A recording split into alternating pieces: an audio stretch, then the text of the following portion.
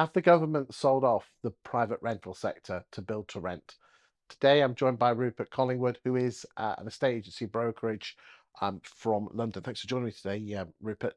Um, what's your thoughts on where we are with the private rented sector, build to rent, and the fact that you believe that there are some things afoot? Talk to me.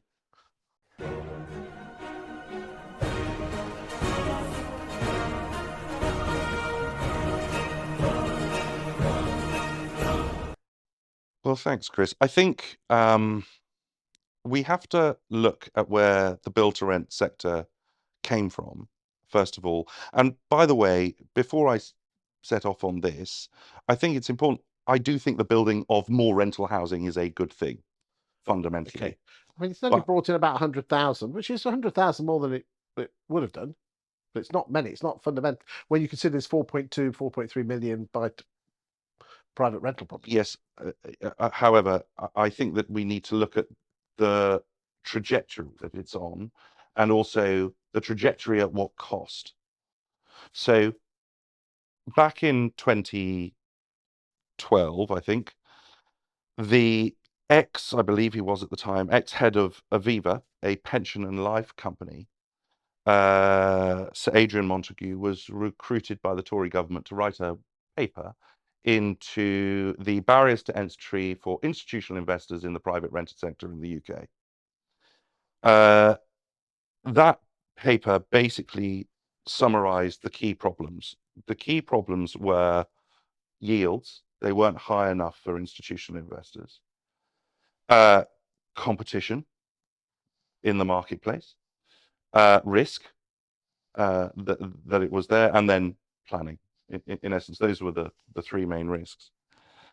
Now, if you then cast your mind back to 2012, and then what's all of the legislation that has come out and hit, particularly private landlords, subsequent to that, you can understand that the government probably listened to a lot of those concerns and worked out a route to manifest a change, because everything from mortgage interest relief going to tenant fee bans to ECIR legislation to energy performance legislation and now rent reform bill and all of those other bits and pieces that have gone. And we know, as to your point, Ben has also been very good at saying what these things have had an impact on private landlords, and now private landlords are leaving the market in their droves.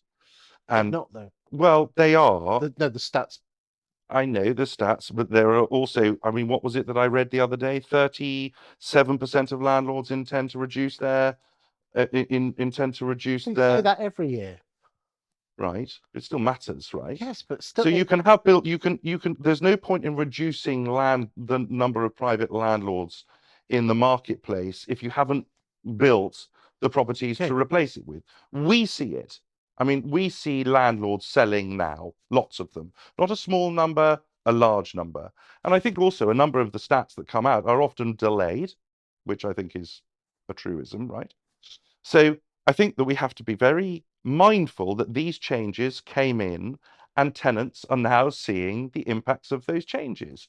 You know, the number might be what the number is, but the landlord is less invested in the product because they're making, certainly the private landlord is making less, is less invested in the product because they're gaining less out of it.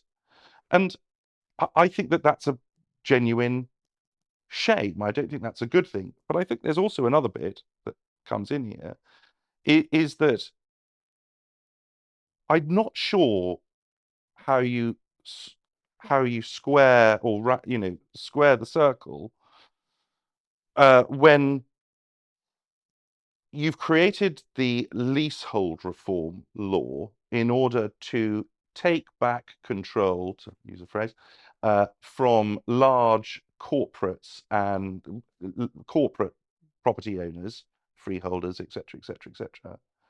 And then on the one hand, and then on the other hand, you're actively producing legislation and underwriting investment and all the rest of that sort of thing, effectively to give the rental sector to corporate landlords.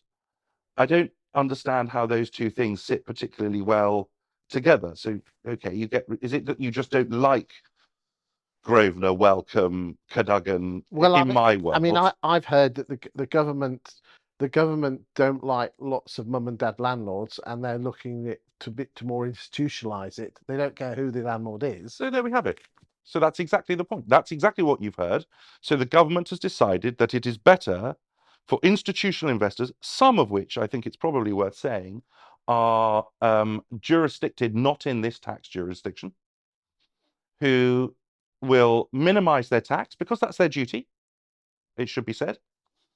And yet the housing should be taken away from the people who live in this country, who pay tax in this country, who educate their children in this country, and who are citizens of this country, and given to a corporate faceless business.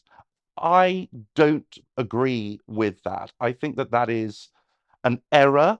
I think it's wrong, but I think it's an error as well, because I think it's one of those things that will come back to bite people quite heavily in the bum in a decade, 20, 30, 40 years' time. Put your thoughts on what Rupert said in the comments, whether you agree or disagree with him. Thank you for your time today, Rupert.